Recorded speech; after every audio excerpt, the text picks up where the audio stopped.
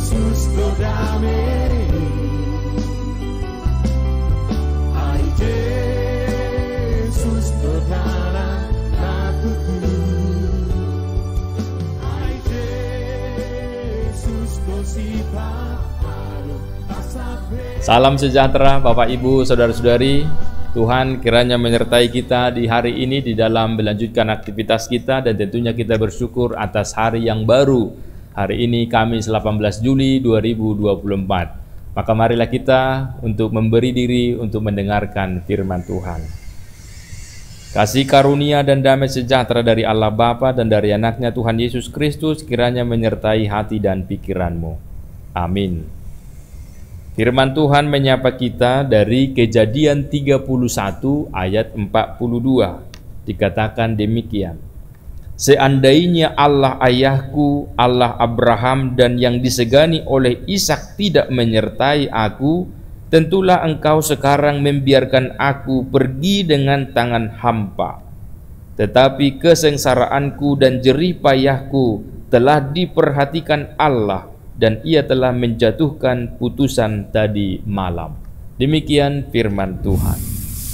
Dalam kitab Kejadian diceritakan Yakub menginginkan hak sulung dari Esau abangnya. Yakub juga menipu ayahnya untuk memperoleh berkat. Kemudian dia lari ke rumah pamannya Laban. Di rumah Laban dia bekerja 20 tahun lamanya. Yakub diberkati Tuhan. Laban berlaku curang padanya. Maka Yakub dan keluarga meninggalkan Laban dan ingin kembali ke negerinya dengan membawa semua harta miliknya. Maka marahlah pamannya Laban. Dia mengejar dan menuduh Yakub menantu yang tidak tahu diri. Disinilah puncak kemarahan Yakub mengungkapkan kecurangan Laban selama ini. Sebab dia bekerja tanpa waktu kerja yang jelas. Dia dituntut mengganti kerugian yang sebenarnya terjadi karena kecelakaan kerja. Dia tidak mendapatkan upah dengan tidak semestinya. Bahkan 10 kali dicurangi upahnya.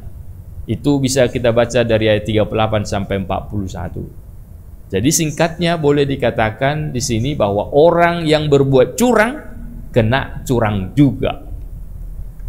Namun demikian Yakub tetap diberkati Tuhan dan memiliki harta kekayaan. Maka muncul pertanyaan, apakah orang curang, apakah penipu juga diberkati Tuhan?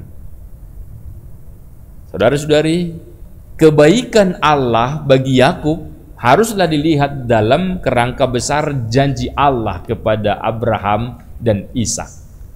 Allah telah berjanji untuk menjadikan keturunan Abraham sebagai berkat bagi dunia, termasuk Yakub.